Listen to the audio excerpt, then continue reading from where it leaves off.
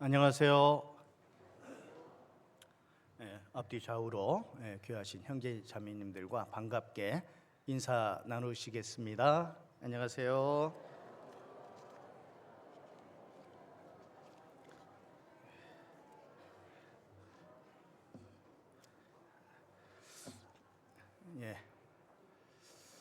좀 앞자리가 좀 비어 있는 곳들이 많이 있습니다.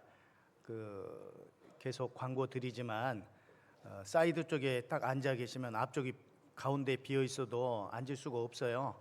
그러니까 사이드를 안쪽 가운데로 좀 몰아서 좀 앉아 주시면 이제 안내하시는 분들께서 좀 인도해 주실 거라 생각합니다. 앞쪽에 좀 많이 비어 있거든요. 좌석 안내를 좀 잘 좀 부탁드리겠습니다. 다 같이 기도하시겠습니다.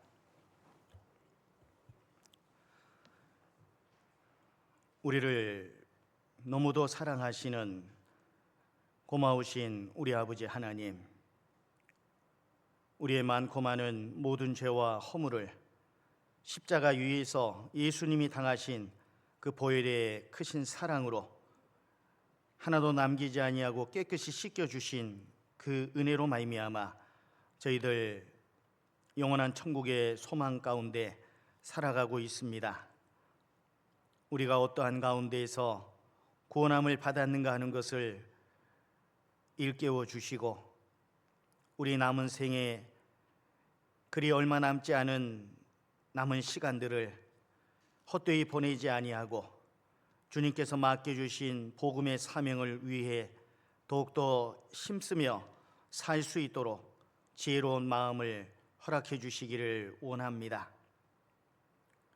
마지막을 향해서 줄다름치고 있는 이 시기에 어리석은 자와 같이 행치 아니하고 오직 지혜 있는 자와 같이 하여 세월을 아끼며 우리의 삶을 통해 주님의 마음을 기쁘시게 흡족하게 하는 그런 귀한 삶을 살아가기를 원합니다.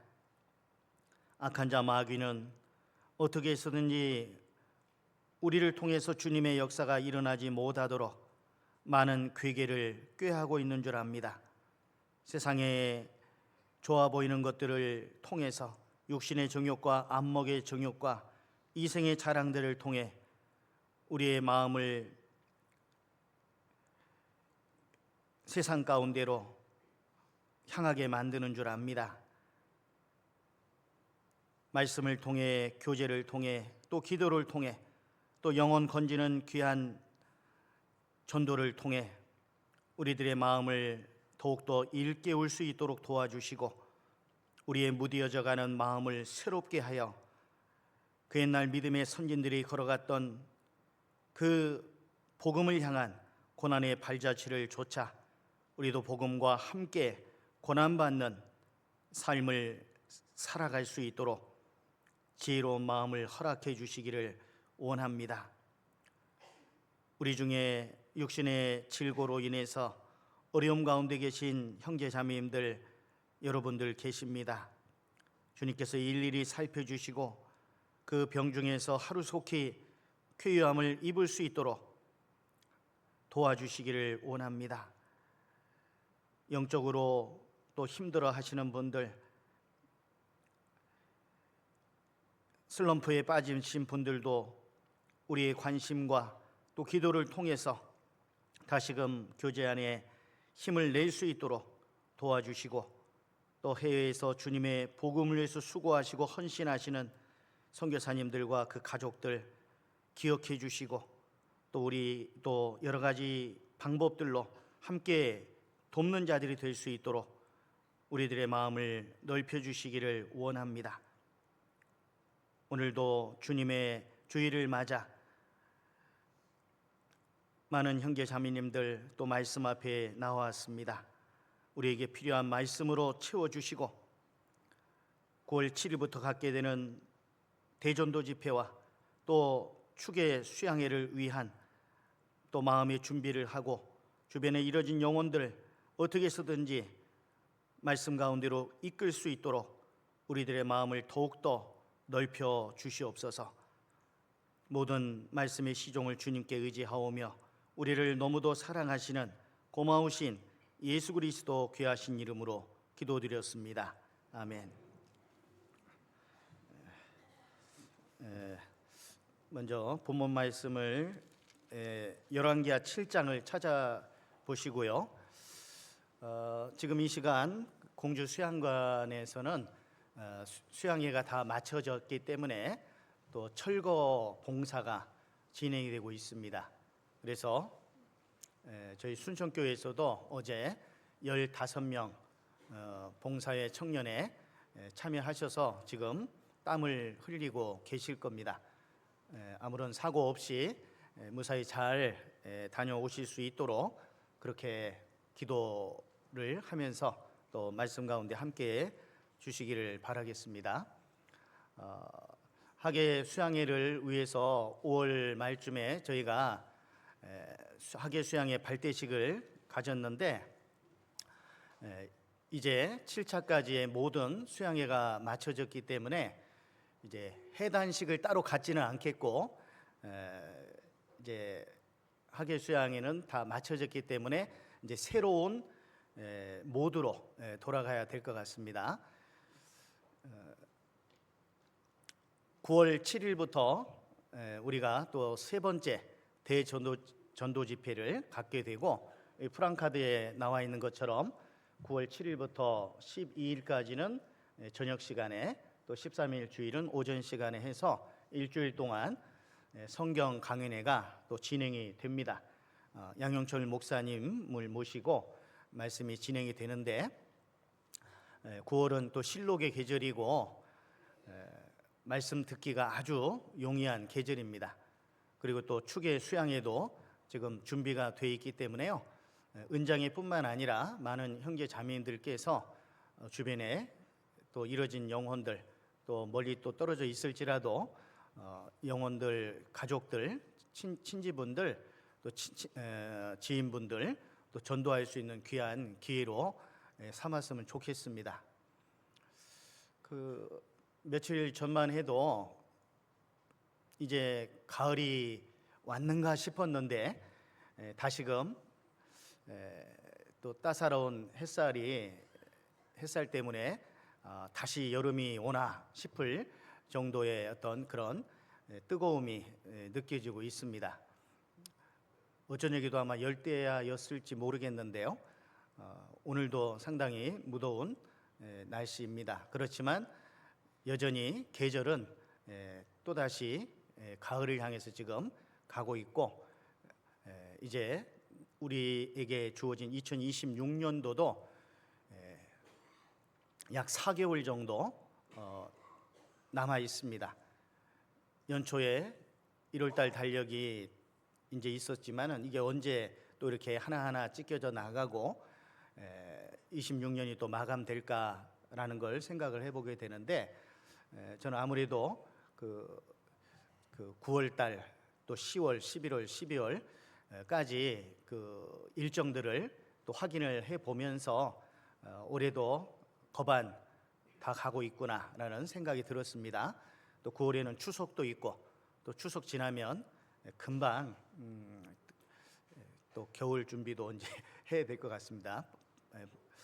그래서 우리에게 주어진 시간은 너무도 빨리 흘러가고 있는데 그러한 시간들을 하나님께서 우리에게 주신 목적은 그 시간들을 잘 활용해서 하나님을 기쁘시게 하는 일을 하게 하기 위함이라고 하는 것을 우리 모두가 잘 알고 있습니다. 어리석은 자와 같이 하지 말고 오직 지혜 있는 자와 같이 하여 세월을 아끼라. 그 다음 말씀이 뭐예요? 때가 악하니라. 때가 악하다는 것은 우리가 뉴스를 통해서도 분명히 확인해 볼 수가 있습니다. 말세에 되어지리라 예언하신 그 예언의 말씀들이 우리 시대에 거반 다 이루어졌고 이제 주님이 언제 오신다 할지라도 틀림이 없는 거예요. 그죠? 그래서 그러나 이제 중요한 것은 계속해서 말세다 말세 주님 오실 날이 가깝다 가깝다라고 하는 말을 너무도 많이 귀에 못이 박히게 들었기 때문에 계속해서 이제 무뎌지는 거죠. 우리 뭐 많이 들었던 내용이지만은 미꾸라지를 푹 삶는 방법이 어떻게 삶는다고 그래요? 그 냄비 안에 두부를 한번 넣어놓고 불을 이렇게 당기면은 천천히 이제 물이 끓어오르면서 두부 속으로 쑥 들어가죠. 미꾸라지가 좀 뜨거워지니까 거기서 푹 삶아지는 겁니다. 푹 삶아져요. 갑자기 막 뭐 뜨거워지면 펄쩍 뛰겠지만은 예전에 그런 경험이 있습니다. 그 예전에 벌써 오래된 경험인데 한 집사님이 민물장어라고 해가지고요, 그걸 한 마리에 뭐 한 1kg 되나 어쩌나 아무튼 꽤 큰 걸 주셨어요. 그걸 고아 먹으면 가래 객담에 좋다고, 제가 좀 객담이 많은 편이라 그걸 주셨어요. 어떻게 해 먹어야 되냐고 그랬더니 그 큰 통에다가 기름을 둘러가지고 이게 뜨겁게 하래요. 그리고 거기다 민물장어를 탁 넣고 뚜껑을 닫으라는 겁니다. 그래서 하라는 대로 이제 기름을 좀 두르고 불을 당겼죠. 그랬더니 막 이제 기름이 끓어오르는데 거기다가 민물장어를 넣으면 큰일 나겠던데, 그래도 차에서 탁 넣고 탁 닫았어요. 그랬더니 팍 튀는 거예요. 이거 빨리 안 했으면 큰일 날 뻔했는데, 그리고 잠시 후에 조용해져서 제가 뚜껑을 살짝 열어보니까 장어가 입을 쫙 벌리고 눈이 막 휘둥그레져 가지고 죽어 있는 거예요. 그래서 못 먹고 버렸습니다. 너무 끔찍해서. 이거 왜 여기까지 나왔지? 자, 본문. 그걸 보면서 뭘 생각했냐면, 야, 지옥의 고통이 이렇게 아주 고통스럽겠구나. 정말 입을 쫙 벌리고, 그 이빨도 있어요, 민물장어가. 근데 눈을 막 어떻게 보면 부릅뜬 그런 형식으로 쫙 벌리고 죽어 있는데 지옥이 느껴지더라니까요. 자, 그래서 우리는 지옥이 아닌 영원한 천국 백성으로, 시민으로 살아가고 있지만 아직까지 우리 주변에 많은 이뤄진 영혼들이 있죠. 가족들, 친지분들, 지인분들, 그분들은 천국 갈 수 있는 길이 있음에도 불구하고 그걸 알지 못해서 결국 영원한 멸망 가운데로 들어갈 수밖에 없습니다. 우리는 그 일을 위해서 7차까지의 학예 수양회를 했고요, 그 가운데 정말 많은 영혼들이 구원받았으리라고 생각을 합니다. 이제 학예 수양회는 마쳤지만 또다시 우리에게 또 전도의 기회가 또 주어졌습니다. 9월 대전도 집회와 축의 수양회가 있는데, 그런 많은 기회들이 또 우리에게 주어져 있을지라도 우리가 준비하고 있지 않는다면 그 기회는 또 금방 또 지나가 버릴 겁니다. 7차까지의 참 긴 기간 동안, 약 2개월 동안 학예 수양회가 진행이 됐는데, 그 많은 차수 동안 나는 정말 한 영혼 전도하는 일을 위해서 얼마만큼 부지런히 행했을까, 정말 최선을 다했는가 하는 것을 돌아볼 필요는 있습니다. 그리고 반성을 해야 되겠죠. 그리고 혹 못했던 부분이 있다면 주어진 기회들을 또 헛되이 보내지 않아야 되기 때문에 이번 9월 대전도 집회에 우리 모두가 총력을 기울여서 이번 수양회 때 인도됐던 분들도 계시고, 또 그동안 여러 집회들을 통해서 인도했지만 좀 실패했던 분들도 있고, 또 들었고 구원받았다지만 아직 안착하지 못한 분도 계시고, 여러분들이 계실 거예요. 그래서 그런 분들 어떻게 해서든지 이번 대전도 집회로 또 축의 수양회로 이끌 수 있도록 그렇게 해야 되겠습니다.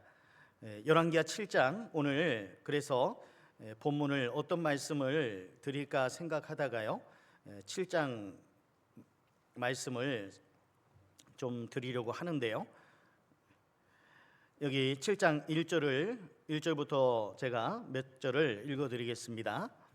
엘리사가 가로되 여호와의 말씀을 들을지어다. 여호와께서 가라사대 내일 이맘때에 사마리아 성문에서 고운 가루 한 스아에 한 세겔을 하고 보리 두 스아에 한 세겔을 하리라 하셨느니라. 그때 한 장관 곧 왕이 그 손에 의지하는 자가 하나님의 사람에게 대답하여 가로되 여호와께서 하늘의 창을 내신들 어찌 이런 일이 있으리요? 엘리사가 가로되 네가 네 눈으로 보리라. 그러나 그것을 먹지는 못하리라 하니라.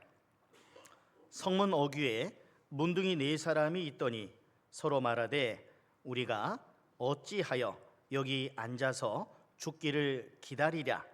우리가 성에 들어가자고 할지라도 성중은 줄이니 우리가 거기서 죽을 것이요 여기 앉아 있어도 죽을지라.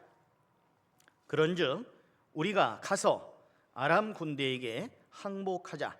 저희가 우리를 살려두면 살려니와 우리를 죽이면 죽을 따름이라 하고 아람 진으로 가려 하여 황혼에 일어나서 아람 진가에 이르러 본즉 그곳에 한 사람도 없으니 이는 주께서 아람 군대로 병거 소리와 말소리와 큰 군대의 소리를 듣게 하셨으므로 아람 사람이 서로 말하기를 이스라엘 왕이 우리를 치려하여 햇사람의 왕들과 애굽 왕들에게 값을 주고 저희로 우리에게 오게 하였다 하고 황혼에 일어나서 도망하되 그 장막과 말과 나귀를 버리고 진을 그대로 두고 목숨을 위하여 도망하였습니다.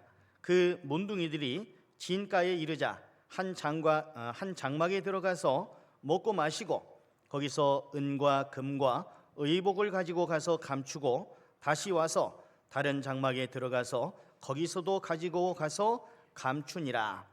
9절 같이 읽겠습니다. 문둥이가 서로 말하되 우리의 소위가 선치 못하도다. 오늘날은 아름다운 소식이 있는 날이오늘 우리가 잠잠하고 있도다. 만일 밝은 아침까지 기다리면 벌이 우리에게 미칠지니 이제 떠나 왕궁에 가서 고하자 하고. 됐습니다. 오늘 말씀의 제목은 방금 읽었던 열왕기하 7장 9절에 우리의 소위가 선치 못하도다 라고 정했습니다. 이 열왕기하 7장의 그 배경은 이렇습니다. 아람은 바로 이스라엘 위쪽에 있는 오늘날로 말하면 시리아입니다. 지금도 시리아와 계속해서 이스라엘과 내전이 벌어지고 있고 그러지 않습니까? 그 당시에도 바로 이스라엘 위쪽에 있는 아람, 시리아, 오늘날로 말하면 시리아 그쪽에서 군대를 보내서 사마리아 성을 에워싸고 또 그 가운데서 아람 군대들로 인해서 먹을 것이 떨어졌어요. 그 성 중에. 그래서 어떤 일까지 벌어졌냐면 두 여인이 말하기를 오늘은 네 자식을 잡아먹고 내일은 내 자식을 잡아먹자. 먹을 것이 얼마나 없으면 자기 자식들을 잡아먹는 그런 일들이 벌어졌던 거예요. 북이스라엘의 여호람 왕 당시에 있었던 사건입니다. 우리는 이스라엘 역사를 통해서도 전도 집회 때 그런 말씀을 듣지 않습니까? AD 70년 로마 타이터스 장군이 이제 군대를 이끌고 와서 보니까 예루살렘 성안이 완전히 포위를 당하고 먹을 것이 없으니까 자기 자식들을 잡아먹었던 그런 일이 있었죠. 신명기 28장에서도 그런 내용이 기록이 되어 있는데 자식을 잡아먹는 그런 일들이 있을 것을 말씀했는데 이 열왕기하 7장의 배경이 바로 6장 그 내용에 보면은 자식들을 잡아먹는 일들까지 벌어졌던 거예요. 사람은 그 극한의 어떤 상황이 되게 되면은요 눈이 뒤집히게 되고 너무 배고플 때 자식까지 잡아먹는 그런 모습이 나오는 것 같습니다. 이렇게 아주 처절한 그런 상황 가운데에서 하나님께서 말씀해 주신 거예요. 내일 이맘때에는 어떤 일이 벌어지느냐? 고운 가루 한 스아에 7장 1절이죠. 고운 가루 한 스아에 한 세겔을 하고 보리 두 스아에 한 세겔을 하리라. 스아라고 하는 단위는 약 7.3리터 정도 됩니다. 7.3리터니까 꽤 많죠. 그런데 고운 가루 7.3리터에 겨우 25센트, 오늘날로 말하면 한 500원도 안 될 거예요. 그 정도의 가치가 된다는 겁니다. 그 앞에 내용에서는 아람 군대가 삥 둘러싸고 했을 때는 정말 터무니없는 고인플레이션으로 인해서 먹을 것을 제대로 먹지 못하고 자식까지 잡아먹는 그런 일들이 있었는데, 내일 이맘때에는 완전히 전세가 역전돼서 너무너무 싼 가격에 그 양식을 구할 수 있을 거다라는 말씀을 해 주셨어요. 그때 한 장관은 뭐라고 말했냐면 2절입니다. 7장 2절에 그때 한 장관 곧 왕이 그 손에 의지하는 자가 하나님의 사람에게 대답하여 가로되 뭐라고 말했습니까? 여호와께서 하늘에 창을 내신들 어찌 이런 일이 있으리요? 여호와께서 하늘에 창을 내신들 어찌 이런 일이 있겠냐라고 이야기를 하죠. 그때 엘리사는 말하기를 2절 중반에 엘리사가 가로되 내가 네 눈으로 보리라 그러나 그것을 먹지는 못하리라. 눈으로 보겠지만 너는 먹지는 못할 거다. 왜냐하면 그의 믿음 없는 그 모습, 의심, 하나님의 말씀을 의심한 결과로 말미암아 결국 너는 보기는 보겠지만 먹지는 못할 거다. 이 말은 뭐예요? 죽는다는 겁니다. 하나님의 말씀을 불신한 결과 그렇게 될 것이라는 것을 하나님께서 말씀을 해 주셨는데요. 자, 이 상황은 아까 말씀드렸던 것처럼 아람 군대들이 성을 뺑 둘러싸고 계속 고사작전을 펼치는 가운데 먹을 것이 없었어요. 자식까지 잡아먹는 이런 상황입니다. 그런데 내일 이맘때에는 완전히 전세가 역전될 것이다. 이 말씀을 만약에 우리가 이런 상황이었다면 믿습니까? 믿겠습니까? 어떻게 했어요? 지금은 자식까지 잡아먹는 그런 상황인데 내일 이맘때에는 완전히 바뀔 거다. 몇 사람이나 그 말씀을 신뢰할 수 있을까요? 이 말씀은 누구의 말씀일까요? 대통령의 말인가요? 아니죠. 하나님의 말씀입니다. 하나님은 어떤 분이시죠? 전지전능하신 분이시고 능치 못하심이 없는 분이십니다. 욥기 42장 1절에서는 무소불능하시오며 하시지 못할 일이 아무것도 없다. 모든 일을 다 하실 수 있는 분이시다라는 그런 말씀이에요. 예레미야 23장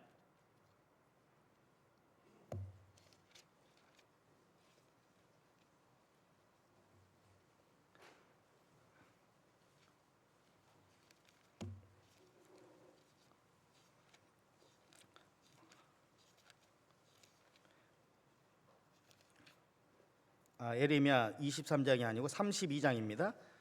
32장 제가 착각을 했습니다.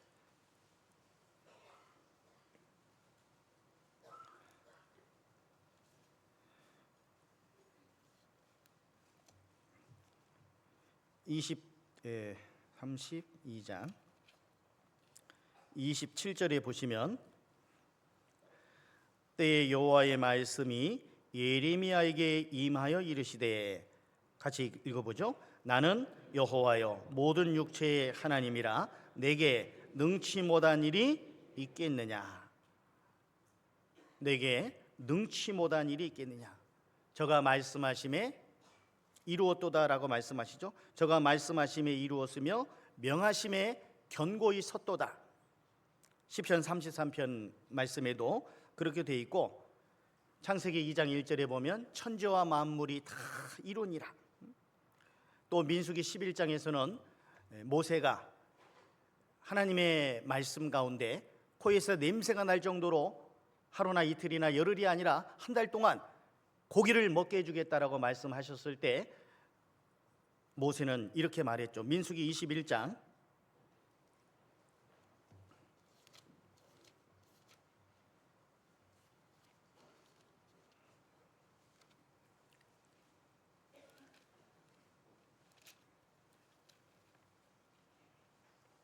11장입니다. 11장.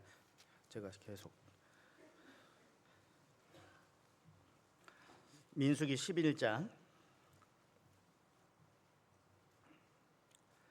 21절 모세가 가로되 나와 함께 있는 이 백성의 보행자가 60만 명이온데 주의 말씀이 1개월간 고기를 주어 먹게 하겠다 하시오니 그들을 위하여 양떼와 소떼를 잡은들 조카오며 바다의 모든 고기를 모은들 조카오리까. 23절 같이 읽겠습니다. 여호와께서 모세에게 이르시되 여호와의 손이 짧아졌느냐 내가 이제 내 말이 네게 응하는 여부를 보리라. 여호와의 손이 짧아졌느냐, 이 말씀의 의미는 뭐예요? 하나님의 능력을 제한하지 말라는 거예요. 우리의 믿음 없음이 하나님의 능력을 제한할 수가 있는 거예요. 우리의 믿음 없음이. 예수님께서 사복음서 이렇게 보시면은 왜 의심하였느냐라고 베드로에게도 말씀하시고 제자들에게도 말씀하셨던 그런 일이 있잖아요. 그죠? 예수님이 물 위로 오실 때 베드로는 만일 주시어든 나로 하여금 물 위로 걷게 하소서 오라 하시니 베드로가 그 배 위에서 갈릴리 호수로 발을 담갔어요. 그리고 몇 발자국을 뛰었습니다. 중력을 거스렸어요, 인간으로서. 그런데 곧바로 바람이 부니까 무서워 빠져가는지라. 왜 의심하였느냐? 주님을 바라볼 때는 그 갈릴리 호수를 걸었습니다. 몇 발자국이나 걸었을지 그건 자세히 알 수 없지만 아무튼 중력을 거스려서 베드로는 걸었어요. 그런데 바람을 보고 무서워 빠져가는지라. 바람이 쫙 부니까, 바람을 본 건 아니고 들었죠, 바람 소리를. 그리고 무서워 빠져갔습니다. 지금 걷고 있는 그것에 주목을 하고 주님을 주목해야 되는데 바람 소리, 내가 지금 걷고 있네, 이거 실화나? 도저히 있을 수 없는 일을 지금 자기가 믿음으로 행하고 있으면서도 의심하고 있는 거야. 왜 의심하였느냐? 믿는 자에게는 능치 못하심이 없다고 하셨잖아요.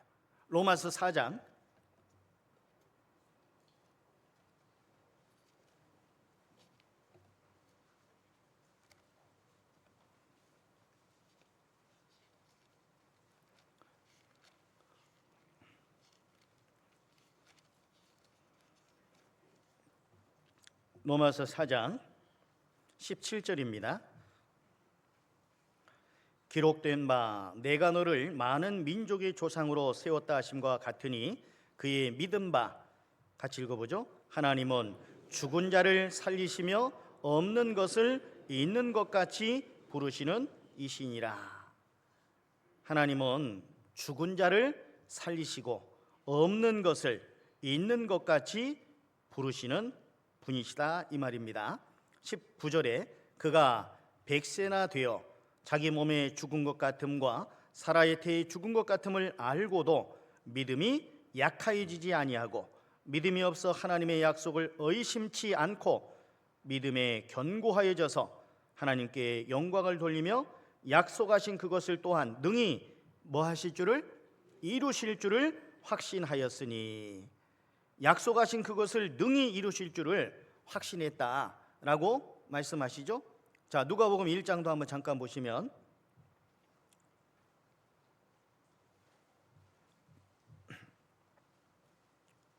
누가복음 1장 34절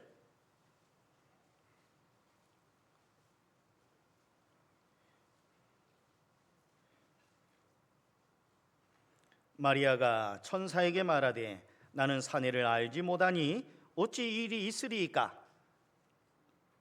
아이를 낳는다고 하니까 사내를 알지 못하는데 어찌 이런 일이 있으리이까? 라고 마리아가 대답을 했습니다. 천사 가브리엘에게. 천사가 대답하여 가로되 성령이 네게 임하시고 지극히 높으신 이의 능력이 너를 덮으시리니 이러므로 나실 바 거룩한 자는 하나님의 아들이라 일컬으리라. 보라, 내 친족 엘리사벳도 늙어서 아들을 배었느니라. 세례 요한을 배었죠. 본래 수태하지 못한다 하더니가 이미 6달이 되었나니.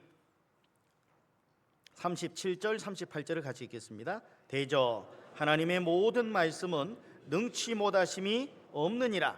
마리아가 가로되 주의 계집종이오니 말씀대로 내게 이루어지이다 하며 천사가 떠나가니라. 하나님의 뭐라고 되어 있어요? 그 다음에 모든 말씀은, 모든 말씀이에요. 모든 성경은 하나님의 감동으로 되었다고 그랬죠.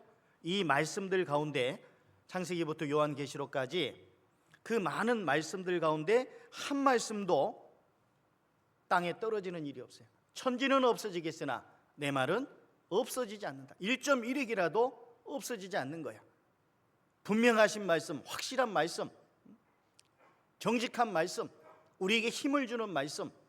시편 19편에 지난 시간에도 잠깐 살펴봤던 말씀인데, 시편 19편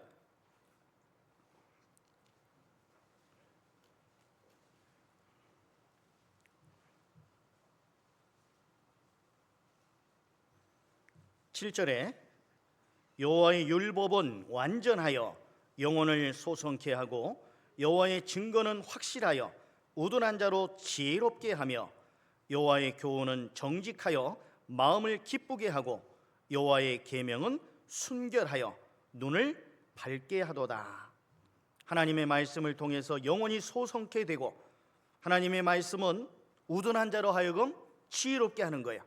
그래서 이 말씀을 정말 자기 것으로 세월이 흐르는 가운데 말씀을 가까이 하고 그 말씀을 묵상하고 하는 사람은 세상 사람들보다 더욱더 지혜로운 사람이 되는 겁니다. 세상에서 가장 지혜로우신 분이 하나님이시기 때문에 하나님의 입에서 나온 이 말씀이 성경 말씀이지 않습니까? 성경 말씀을 가까이 하고 묵상하고 하게 되면 그 사람은 지혜로워질 수밖에 없어요. 특히 잠언 1장에도 보면 그 말씀이 나오잖아요.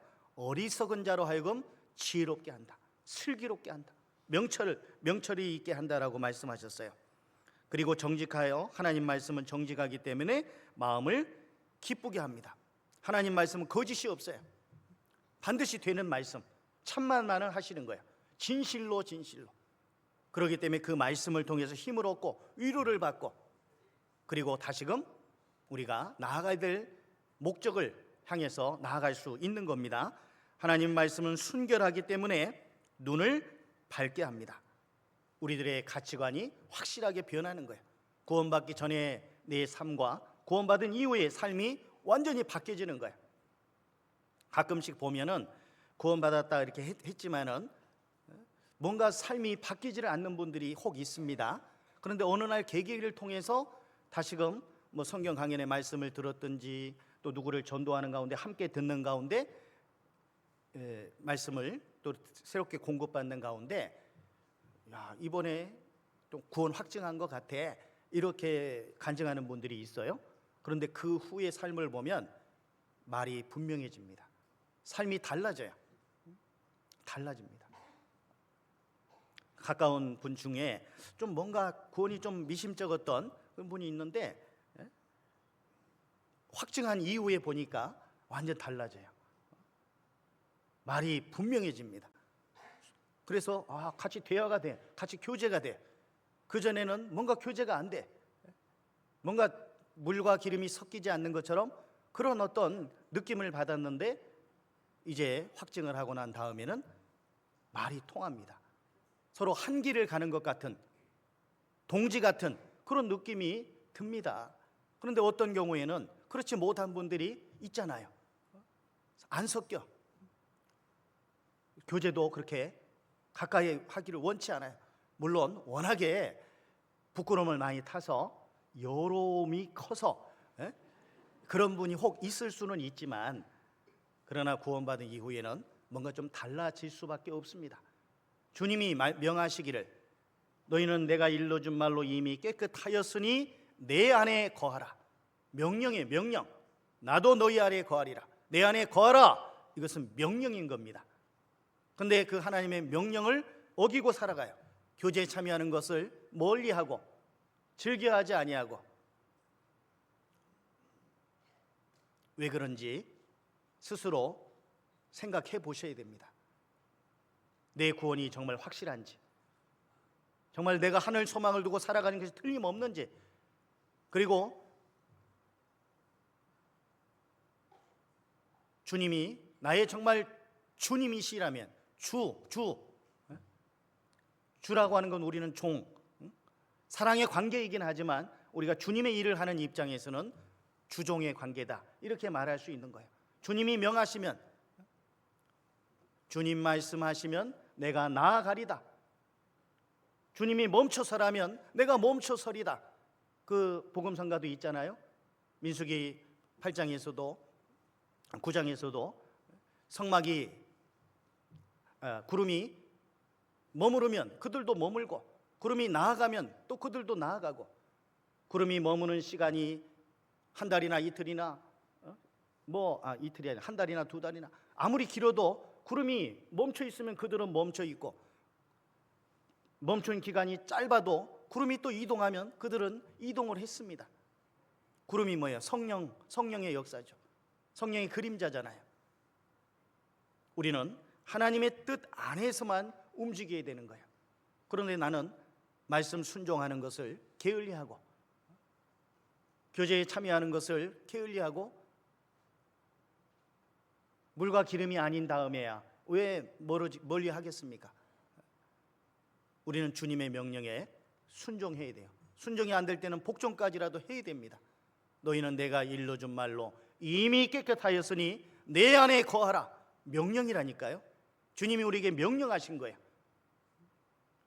우리가 있어야 될 곳에 자기 자리를 지키고 있는 거, 그게 꼭 필요한 거예요. 그래서 그 하나님의 말씀을 이 한 장관은 무시했습니다. 믿음이 없는 거죠. 하나님이 어떤 분인지를 잘 알지 못하는 거예요. 하늘에 창을 내신들 그런 일이 가능하겠느냐라고 그동안 하나님께서 이스라엘 민족 역사 가운데서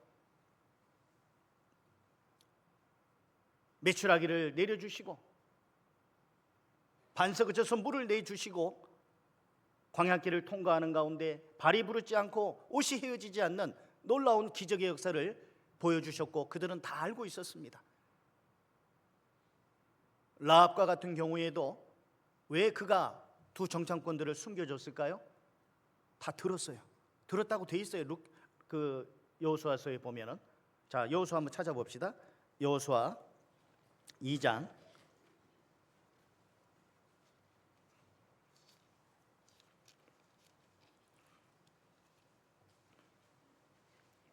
여호수아 2장 9절입니다. 여호수아 2장 9절 321페이지.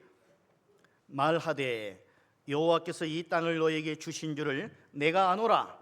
우리가 너희를 심히 두려워하고 이 땅 백성이 다 너희 앞에 간담이 녹나니. 여리고성 사람들이 이스라엘에 대해서 간담이 녹는다는 거죠. 10절.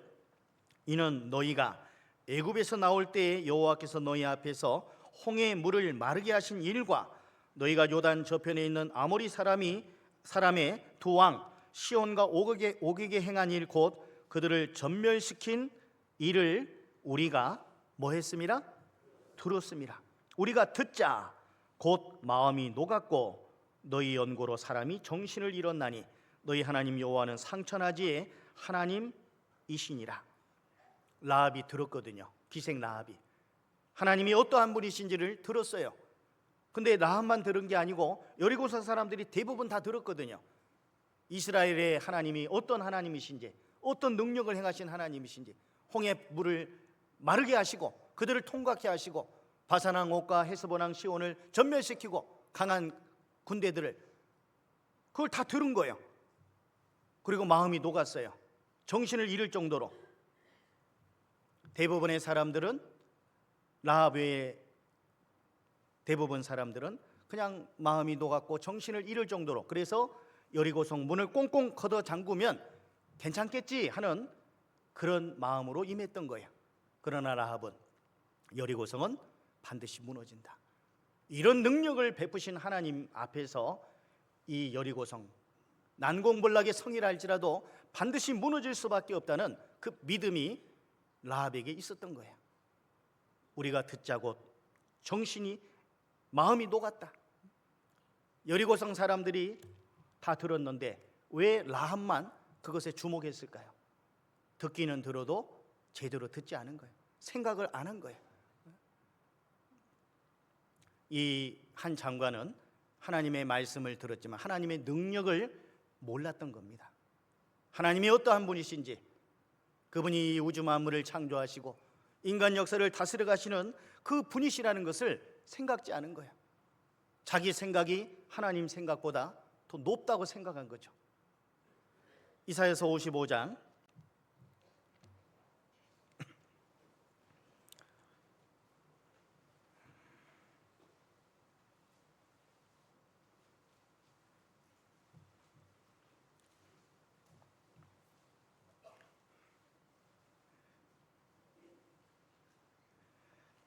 이사야서 55장 먼저 6절에 보면, 너희는 여호와를 만날 만한 때에 찾으라, 가까이 계실 때에 그를 부르라.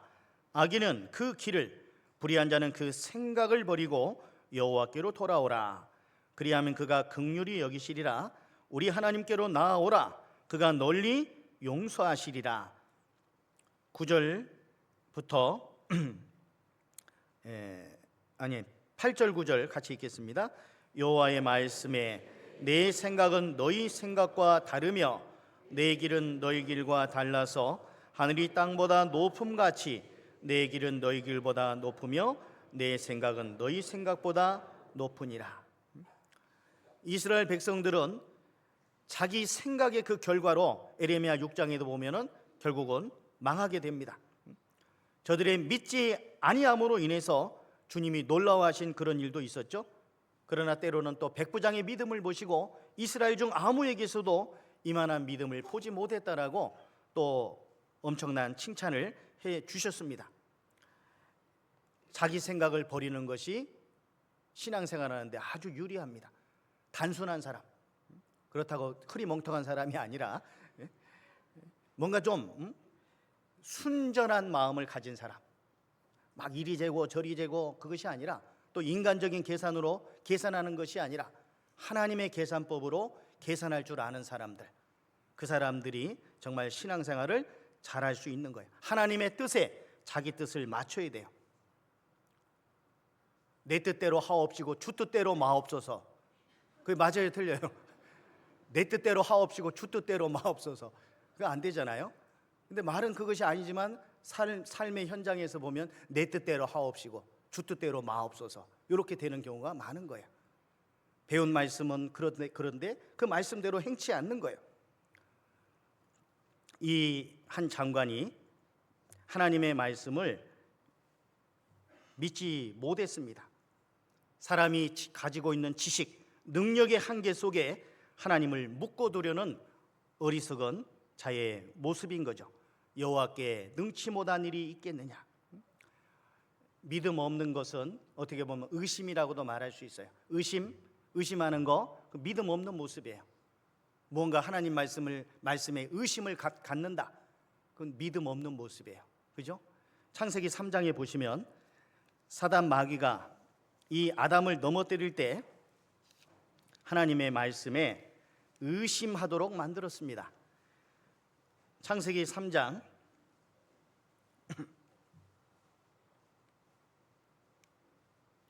1절에 보면, 여호와 하나님이 지으신 들짐승 중에 뱀이 가장 간교하더라.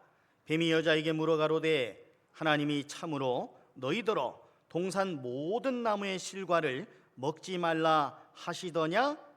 여자가 뱀에게 말하되 동산 나무의 실과를 우리가 먹을 수 있으나 동산 중앙에 있는 나무의 실과는 하나님의 말씀에 너희는 먹지도 말고 만지지도 말라 너희가 죽을까 하노라 하셨느냐. 하나님께서는 먹지 말라고 그랬지 만지지도 말아라 하지 않으셨고, 먹는 날에 반드시 죽을 것이라 말씀하셨지 죽을까 하노라, 죽을 수도 있고 안 죽을 수도 있다 그렇게 말씀하신 것이 아니죠. 4절에 뱀이 여자에게 이르되 너희가 결코 죽지 아니하리라. 너희가 그것을 먹는 날에는 너희 눈이 밝아 하나님과 같이 되어 선악을 알 줄을 하나님이 아심이니라. 하나님의 말씀을 완전 오도하고 있는 거예요. 처음에는 사단은 어떻게 역사하느냐? 의심하게 만들어요. 가끔 우리가 그 OX 게임이라는 거 하죠. 이렇게 야유회나 이런 때 해가지고 성경 말씀을 가지고 세상에서는 세상적인 문제들을 가지고 OX 게임을 하지만 우리는 성경 말씀을 가지고 OX 게임을 합니다. 그죠? 그러면 좀 헷갈리죠? 맞나 틀리나? 에? 그러니까 OX 게임이에요. 에? 그래서 사단 마귀는 처음부터 부정으로 시작하지 않아요. 의심을 일으키게 만들어요. 의심을, 하나님 말씀의 의심을 불러일으키고, 그리고 그 가운데서 조금 이끌려 온다 싶으면은 알고 있던 하나님의 말씀을 부인해봐요. 하와가 혼자 있을 때 뱀이 유혹했죠. 지금도 사단은 이 방법을 즐겨 사용합니다. 그리고 그 가운데서 유혹은 점차로 증대돼 가요. 유혹이 결코 죽지 않을 거야, 먹으면 너희 눈이 밝아서 하나님같이 되어 선악을 알게 될 줄 하나님께서 아시기 때문에 하나님의 말씀에 처음에는 의문을 던졌어요. 하나님 말씀에 의문을 던진 거예요. 그 다음에 이끌려 오니까 하나님 말씀이 단호히 부정되어지는 거예요. 결코 죽지 않아. 하나님은 반드시 죽는다고 그랬는데 결코 죽지 않아. 그러면 사람은 어리석게도 귀를 기울여 가면서 하나님의 그 모호한 말씀에, 거짓이 없는 말씀에 결국 말씀을 의심하게 되고 결국은 사단 마귀에게 끌려가는 거예요. 그 공자의 제자 중에 증삼이라는 사람이 있었답니다. 아주 어질고 참 청렴결백하고 이런 많은 사람들에게 그 인정받는 그런 사람이었는데, 어느 날 어떤 한 사람이 와가지고요 그 어머니에게 그렇게 얘기했답니다. 증삼이 사람을 죽였대요. 그러니까 어머니는 절대 믿지 않죠. 자기 아들이 그럴 리가 없다는 거예요. 근데 또 얼마 후에 또 와가지고 다른 사람이 와가지고 증삼이 사람을 죽였대요. 그 말 또 안 믿어요. 믿을 수가 없어요. 우리 아들은 그럴 아들이 아니라고. 근데 또 얼마 후에 또 다른 사람이 또 와가지고 증삼이 사람을 죽였대요. 그때 어떻게 했는지 알아요? 어머니가 버선발로 뛰어나간 거예요.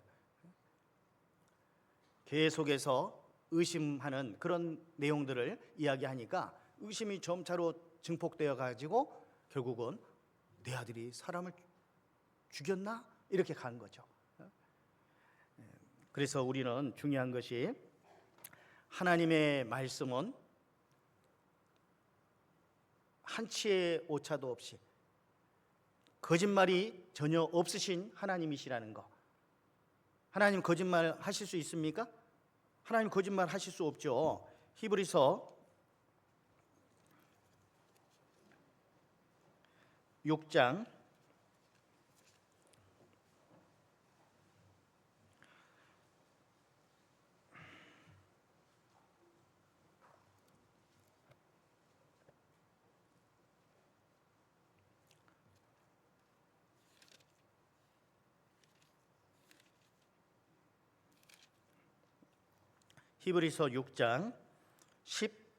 16절입니다.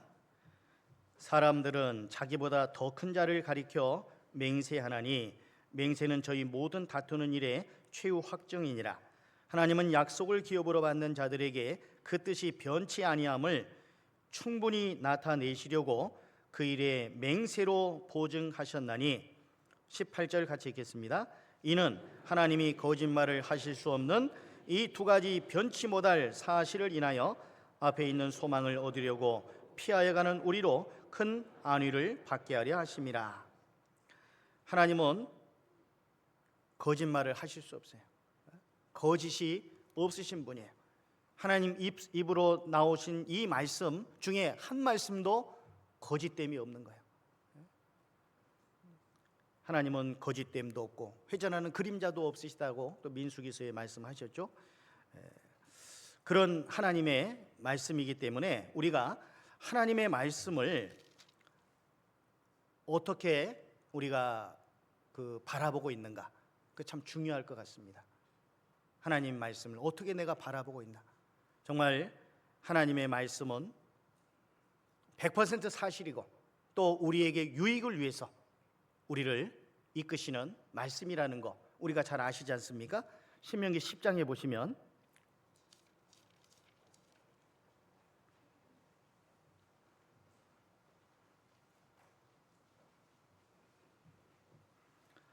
신명기 10장 12절 이스라엘아 네 하나님 여호와께서 네게 요구하시는 것이 무엇이냐 곧 네 하나님 여호와를 경외하여 그 모든 도를 행하고 그를 사랑하며 마음을 다하고 성품을 다하여 네 하나님 여호와를 섬기고 13절 같이 읽겠습니다. 내가 오늘날 네 행복을 위하여 네게 명하는 여호와의 명령과 규례를 지킬 것이 아니냐. 하나님의 명령과 규례를 지켜야 되는 이유는 뭐 때문이라고요? 오늘날 네 행복을 위하여, 우리의 행복을 위해서 하나님께서 우리에게 명하시는 그 명령과 규례를 지켜야 될 걸 말씀하시는 거예요. 우리의 행복을 위해서. 어른 말을 잘 들으면 뭐라고요? 자다가도 떡을 얻어먹는다. 그 말 맞아요, 틀려요? 맞아요. 정말 어른 말 잘 들으면 자다가도 못 얻어 먹은, 아이고 말이 안 돼. 못 얻어 먹은 분 계세요? 어른 말 잘 들었는데 떡은 아닐지라도 떡에 상응하는 것을 얻을 수가 있습니다. 자, 열왕기하 7장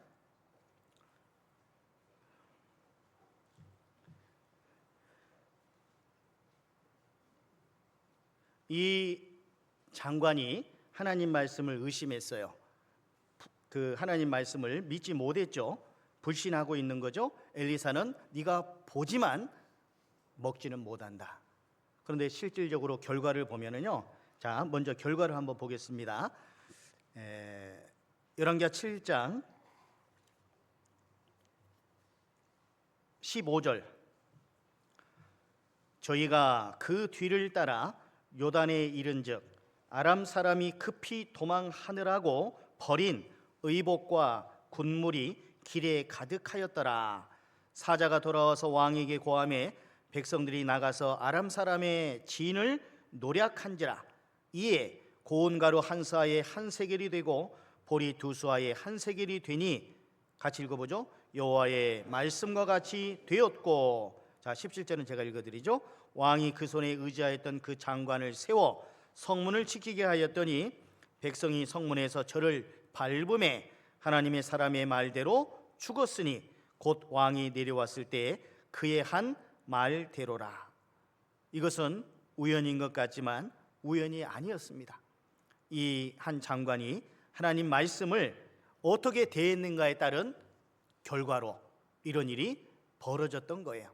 그런데 반면에 이 한 장관은 믿음 없음으로 인해서 이렇게 결국은 그의 마지막이 이렇게 됐는데 여기 4명의 문둥이들은 그들의 상황과 처지가 뭐 그 장관이나 그 성 안에 있는 사람이나 별 다를 바가 없이 곧 죽게 된 상황 가운데 있었어요. 그런데 이 4명의 문둥이로 인해서 이 이스라엘 성 안에 있는 사람들의 목숨이 부지되는, 목숨이 건져지게 되는 그런 역할을 감당하게 되었다는 거죠. 이 4명의 문둥이의 믿음과 이 한 장관의 믿음은 완전히 다른 믿음이었습니다. 자, 열왕기하 7장 3절 보겠습니다. 성문 어귀에 문둥이 4사람이 있더니 서로 말하되 우리가 어찌하여 여기 앉아서 죽기를 기다리랴. 우리가 성에 들어가자고 할지라도 성중은 주리니 우리가 거기서 죽을 것이요 여기 앉아 있어도 죽을지라. 그런즉 우리가 가서 아람 군대에게 항복하자. 저희가 우리를 살려두면 살려니와 우리를 죽이면 죽을 따름이라 하고. 자, 이 네 명의 문둥이에 지금 그 문둥이가 어떻게 지금 이 상황을 대처하고 있는지를 살펴볼 필요가 있습니다. 그들의 여건은 절망적이었어요. 죽게 되는 겁니다. 성 안에 들어가자고 할지라도 성 안은 굶어 죽고 있어요. 그리고 여기 앉아 있어도 죽는 거예요. 성문 어귀에 이래도 죽고 저리에도 죽는 거예요. 그들의 여건이 바로 그런 상태였습니다. 자신의 상태를 지금 되돌아보고 있는 거예요, 이 문둥이들이. 자, 여기서 우리는 신앙적으로 지금 내가 지금 살아가고 있는 삶의 모습이 정말 하나님 보실 때 인정받을 수 있는 그런 모습인지, 아니면 게으름 가운데 나태함 가운데 주님의 일을 외면하고 소홀히 하고 주님이 그토록 원하시는 영혼 건지는 일에 마음을 기울이지 못하고 있지는 않는지, 세상 가운데 마음을 빼앗기고 오늘 주일이기 때문에 어쩔 수 없이 주일을 지킨다라는 그런 어떤 의미로서 혹 참여한 분은 있지는 않을지 우려가 됩니다. 그런 분은 없으리라 생각하지만 그러나 혹 있을 수 있기 때문에 이런 말씀을 좀 드리게 되는데요. 그들의 여건은 지금 절망적입니다. 성문 어귀에 앉아 있어서 구걸하면서 연명하고 있는데 성 안은 줄이고 있고, 그리고 성 밖에서도 죽을 수밖에 없는 상황. 이리 하나 저리 하나 죽을 수밖에 없는 상황인 거예요. 이들은 100% 죽을 수밖에 없는 상황이었던 거예요.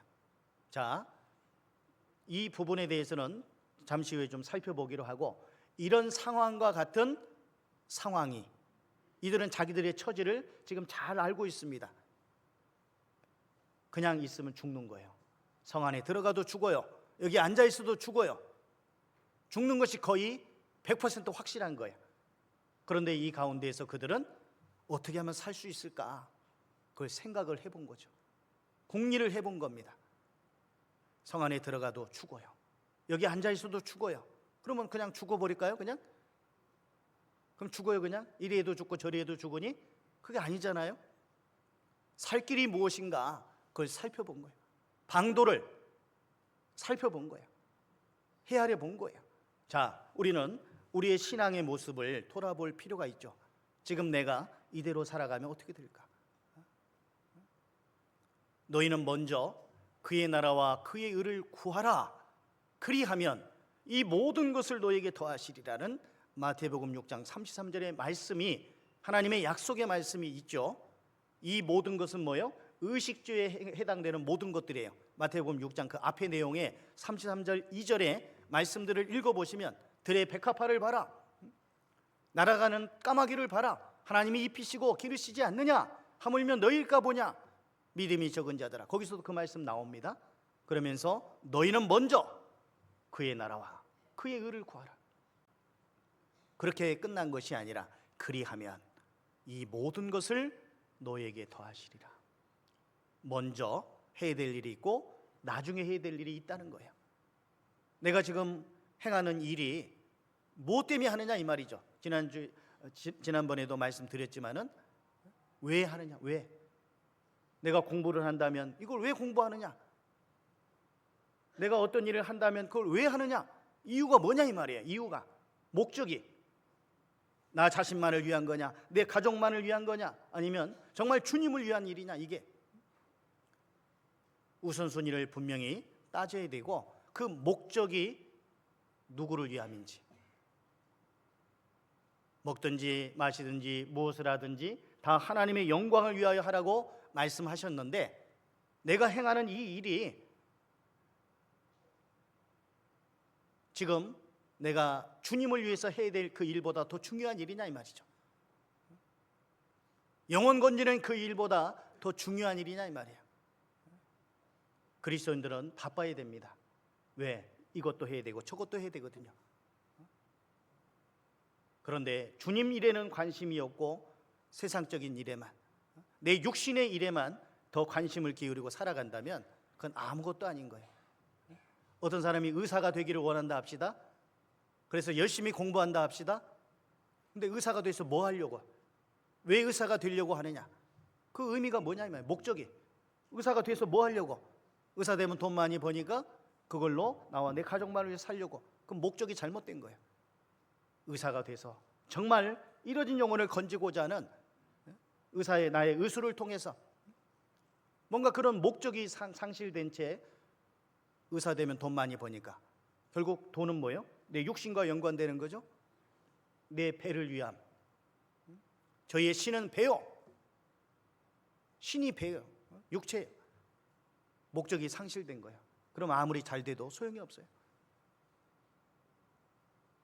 대학을 가기 위해서 공부를 열심히 하는데 자기가 해야 될 일을 안 해요. 말씀 가운데, 교제 가운데 참여치 않으면서 합니다. 저는 지금 분명히 지금 기억되는 게 있습니다. 벌써 오래전 얘기인데, 제가 서울중앙교회에 있을 때 그 당시 이제 제가 청년에 있고 이제 고3에서 대학으로 올라오는, 청년으로 올라오는 그런 학생들 있었어요. 지역에서도 이렇게 많이 타지에서도 올라오고. 근데 그 당시 교제 안 나고 열심히 공부했던 학생들이 있어요. 근데 보니까 대부분, 다는 아니지만 대부분 우수수 낙방. 근데 지역에서 막 서울대도 오고 막 연대 고대도 와요. 그래서 제가 물어봤어요. 교제에 참여하셨어요? 주일날 참여하셨어요? 다 참석했습니다. 다 그러는 거예요. 다. 그때 광주 쪽에서 여러분들이 왔었는데요. 근데 서울에서는 교재도 안 나오고 뭐 공부 열심히 한다고 했는데 다 우수수 낙방.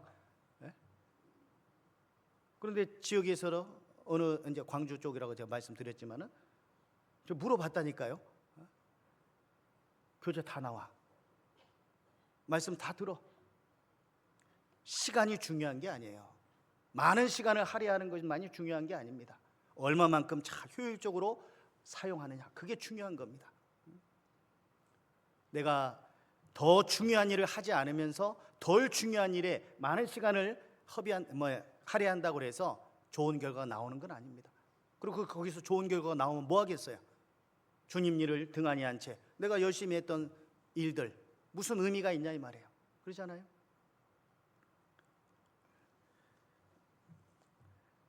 자, 우리의 형편과 처지를 좀 살펴볼 필요가 있어요. 내가 이대로 살아가면 내 신앙적인 부분이 어떻게 될 것인가? 이 4명의 문둥이들은 자신의 모습을 잘 살펴봤습니다. 이래 하나 저리 하나 죽는 거예요. 방법을 찾아본 거예요. 살 길은 아람 진해에 가서 항복하는 수밖에 없다는 거예요. 그래서 그들이 살려주면 살고 죽이면 어차피 이래 죽으나 저래 죽으나 죽는 건 매한가지니까 살 길은 아람 진에게 가서 항복하는 수밖에 없다. 그리고 자비를 구하는 길밖에 없다. 그런데 이거 말은 쉽지만 행동으로 옮기는 게 쉬워요, 어려워요? 더 빨리 죽을 수 있잖아요. 그러잖아요. 그런데 살 길은 이거밖에 없는 거예요. 그나마 좀 힘이 있을 때 기진맥진해서라도 걸어가서 항복하는 것이, 마음은 있어서 이제 가려고 하는데 힘이 없어, 걸을 힘이 없어, 그러면 안 되잖아요. 마지막 최선의 힘을 다해서 그들은 실행으로 옮겼습니다. 신앙생활이라고 하는 것은 답을 안다고 해서 그것이 자기 것이 되는 게 아니에요. 자기 형편과 처지를 살펴야 돼요. 내 신앙의 상태가 지금 어떤 상태인지, 그리고 그 가운데서 말씀 가운데서 답을 얻어야 돼요. 답을 얻는 것만으로 중요한 게 아니에요. 행동으로 옮겨야 돼요. 결단이라는 게 필요합니다. 결심만 하는 게 중요한 게 아니에요. 우리는 결심을 많이 할 수 있어요. 그러나 거기에 행동으로 옮겨지지 않으면 그 결심은 무용지물이 됩니다. 아무런 힘이 없게 돼요. 그 결심을 행동으로 옮겨서 결국은 이루어야 됩니다. 결단. 내가 교제에 잘 참석하지 못하고 있다면 그것은 신앙이 죽은 거예요. 내가 희생을 제대로 하지 못하고 있다면, 11조 생활을 못하고 있다면 그건 죽은 신앙입니다. 어떻게 보면 잘 몰라서 그럴 수도 있지만, 그리스도인으로서 아주 기본적인 헌신의 첫 번째 순종, 11조 교제, 내 안에 거하라라는 명령이에요. 그리고 말씀과 교제 가운데 모이기를 피하는 어떤 사람들의 습관과 같이 하지 말고 오직 그날이 가까움을 볼수록 더욱더 그리하자. 더욱더 모이기를 힘써야 돼요. 그리고 때를 얻든지 못 얻든지 항상 힘쓰라. 뭘? 영혼 건지는 일을 위해서. 영혼 건지는 일을 위해서. 이 네 명의 문둥이들은 자기들의 처지와 형편을 살폈고요. 그리고 이대로 있으면 죽는다는 걸 알았습니다. 그래서 어떻게 했어요? 자, 열왕기하 7장 5절. 아람 진으로 가려 하여. 왜? 거기에 살 길이 있으니까요. 황혼에 일어나서 많은 생각을 했을 것 같아요. 가면 살 수도 있고 죽을 수도 있는데, 더 빨리 죽을 수도 있는데, 이거 가야 돼 말아야 돼. 그런데 살 길은 그거밖에 없죠. 그러니까 황혼에 일어났습니다. 아람 진가까지 갔어요. 그러니 그곳에 한 사람도 없었어요. 이는 주께서 아람 군대로 병거 소리와 말소리와 큰 군대 소리를 듣게 하셨으므로 아마도 환청이 들리게 했던 것 같아요. 이 네 명의 문둥이들이 걸어오는 그 발자국 소리가 엄청난 군대에 오는 소리로 들리게끔 하나님께서 역사하신 거예요. 그들은 믿음으로 발걸음을 옮겼는데 하나님은 그것을 이렇게 역사해 주신 겁니다. 자, 6절에 보시면 이는 주께서 아람 군대로 병거 소리와 말 소리와 큰 군대의 소리를 듣게 하셨으므로, 아람 사람들은 들었어요. 큰 군대의 소리를.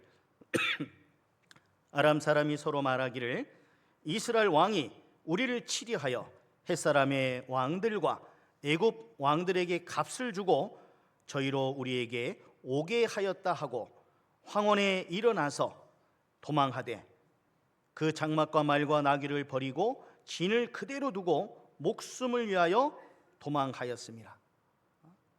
목숨이 너무너무 급박하니까 모든 걸 다 내버려 두고 그냥 혼비백산 도망을 친 거예요.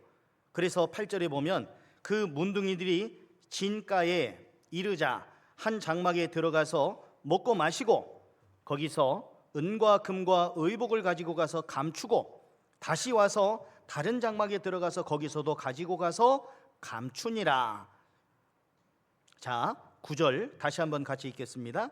문둥이가 서로 말하되 우리의 소위가 선치 못하도다. 오늘날은 아름다운 소식이 있는 날이오늘 우리가 잠잠하고 있도다. 만일 밝은 아침까지 기다리면 벌이 우리에게 미칠지니 이제 떠나 왕궁에 가서 고하자 하고.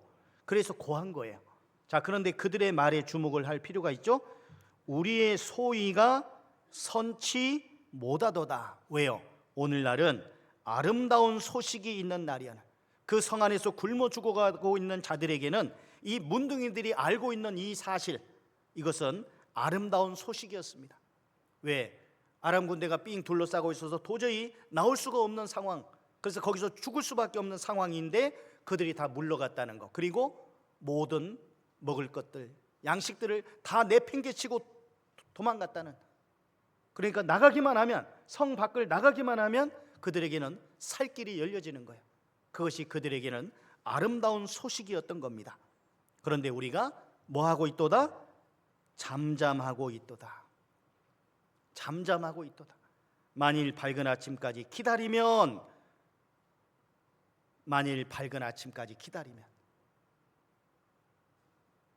그들은 황혼에 일어났어요.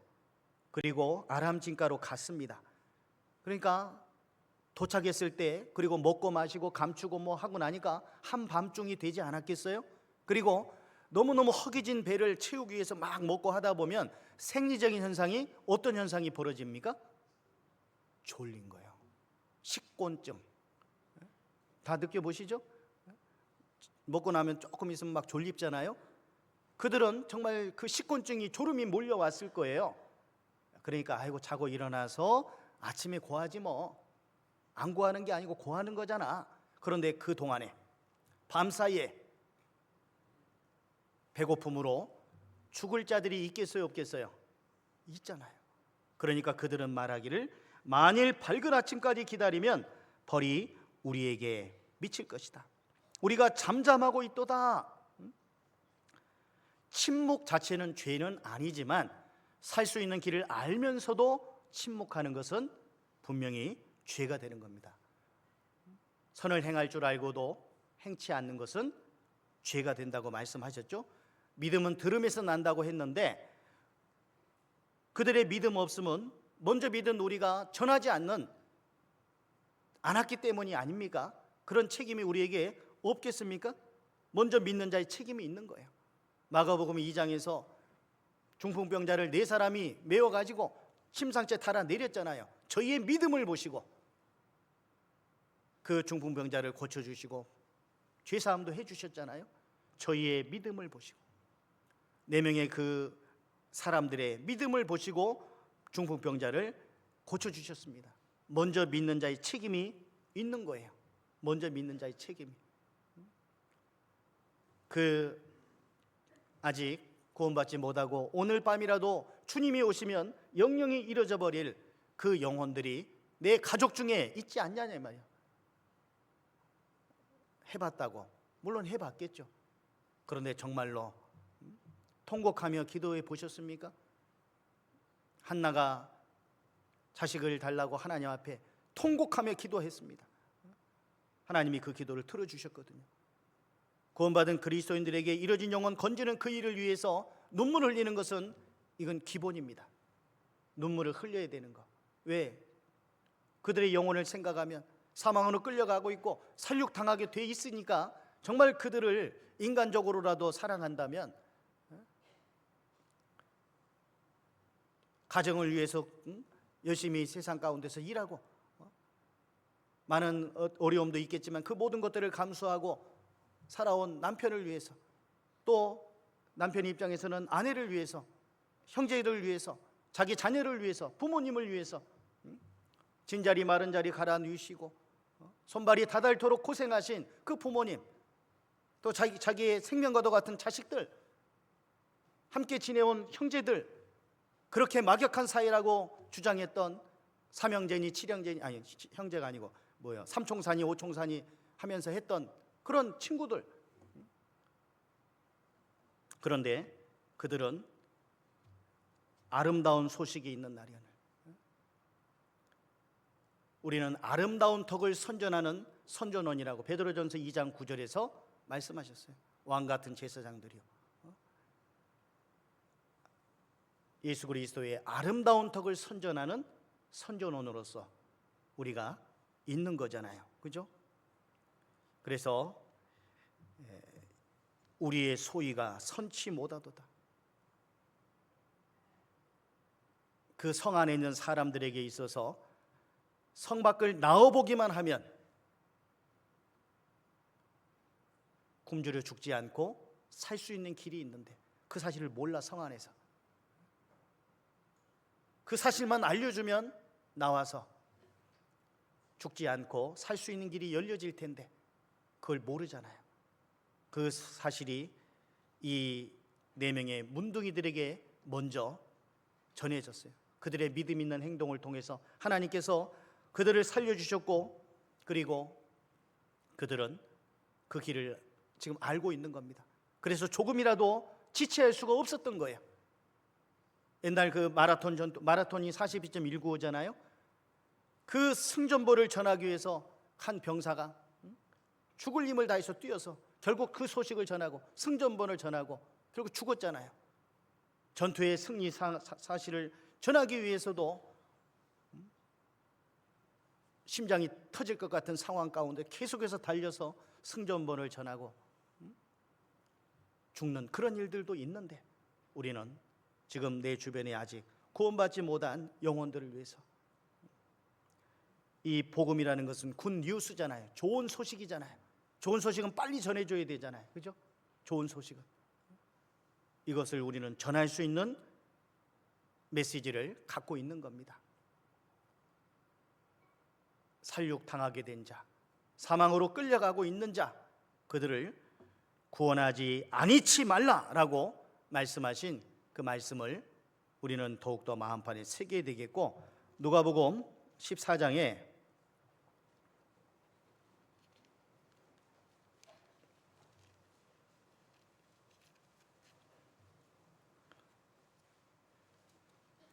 먼저 19장을 보겠습니다. 누가복음 19장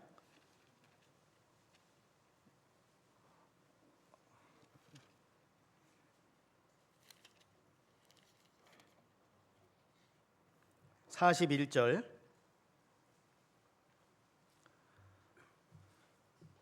가까이 오사 성을 보시고 우시며 가라사대 너도 오늘날 평화에 관한 일을 알았다면 좋을 뻔하였거니와 지금 네 눈에 숨기었도다.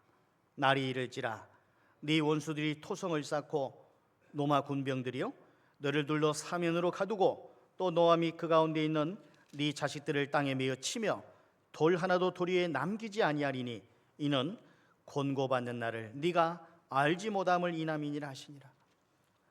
이제 잠시 후에 로마의 타이터스 장군이 군사를 이끌고 와서 그들을 다 멸할 텐데, 잠시 베시파시안 장군이 쳐들어왔다가 돌아간 그 틈에 딱 그 예루살렘 성을 빠져나가면 되는데 그 평화에 관한 일을 몰랐던 거야. 알았다면 좋을 뻔하였거니와 지금 네 눈에 숨기었도다. 알려주기만 하면 되는데, 이 메시지를, 천국 갈 수 있는 이 길을 알려주기만 하면 되는데, 그래서 집회가 진행될 때 어떻게 했으면 내가 좀 더 강권해서 데리고 왔었어야 되는데 라는 아쉬운 마음, 후회, 이런 거 들지 않습니까? 이번에 이 대전도 집회가 정말 마지막이 될 수도 있다는 그런 마음을 가지고 우리는 임해야 됩니다. 아까 라합에 대해서 잠시 말씀드렸지만은 여리고성이 무너질 때 라합은 여리고성이 무너질 걸 이미 알고 있었어요. 그래서 정탐꾼들을 숨겨줬고 약조를 받아냈잖아요. 창문에 붉은 줄을 달아내고 이 붉은 줄이 달린 집에는 어떤 사람이든지 건진받으리라는 약조를 받아냈어요. 그래서 어떻게 했습니까? 여호수아 6장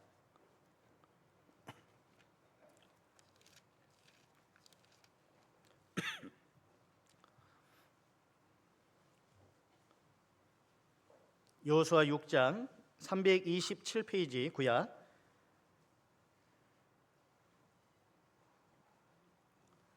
22절입니다. 여호수아 6장 22절, 여호수아가 그 땅을 정탐한 두 사람에게 이르되 그 기생의 집에 들어가서, 라합의 집이죠, 너희가 그 여인에게 맹세한 대로 그와 그에게 속한 모든 것을 이끌어내라 하매 정탐한 소년들이 들어가 라합과 그 부모와 그 형제와 그에게 속한 모든 것을 이끌어내고 또 그 친족도 다 이끌어내어 그들을 이스라엘 진 밖에 두고 무리가 불로 성읍과 그 가운데 있는 모든 것을 사르고, 결국 성 안에 있는 모든 것들은 다 불살라졌습니다. 라합의 부모, 형제, 속한 모든 것, 또 친족들, 그들을 제어하고, 라합은 이 여리고성이 반드시 무너진다는 그 믿음이 있었기 때문에 부모, 형제, 친족들을 다 끄집어 자기 집으로 이끄는 거예요. 지금 당장은 여리고성이 무너지지 않았기 때문에 그 부모, 형제, 친족들이 라합의 집에 들어와서 일주일 동안 기거한다는 것은 쉬운 일은 아니었을 겁니다. 많은 사람들이 명절 때 같이 모여 있으면 좋긴 하지만 화장실 가는 것도 힘들고 잠자는 것도 힘들고 어려움이 많지 않습니까? 그러죠? 그런데 이 라합은 신분도 천한 기생의 신분이었고, 그래서 형제간들에게, 가족들에게 자기 말발이 서지도 않을 수 있었을 거예요. 그럼에도 불구하고 그녀는 정말 어떻게 그 자기 부모, 형제, 친족들을 어떻게 호소했는지, 간절한 호소가 있었겠죠. 그죠? 여리고성은 반드시 무너진다는 그런 내용으로 아마 어필을 계속 했을 거예요. 속는 셈 치고 제발 좀 내 말 좀 들어보라고, 믿어달라고 자기 집에 모였을 거예요. 하나하나 모으는 것도 힘들었을 것이고, 한 3, 4일 지날 때는 이스라엘의 공격 방법은 단지 한 바퀴 돌고 돌아가는 거, 그 소식 계속 들을 거 아니에요. 그냥 한 바퀴 돌고 돌아갔대, 오늘도 그랬대, 5일이 됐어요. 그 안에 있던 라합의 집에 있던 부모 형제 친족들, 야, 나 집에 갈란다 이제, 그러지 않았겠어요?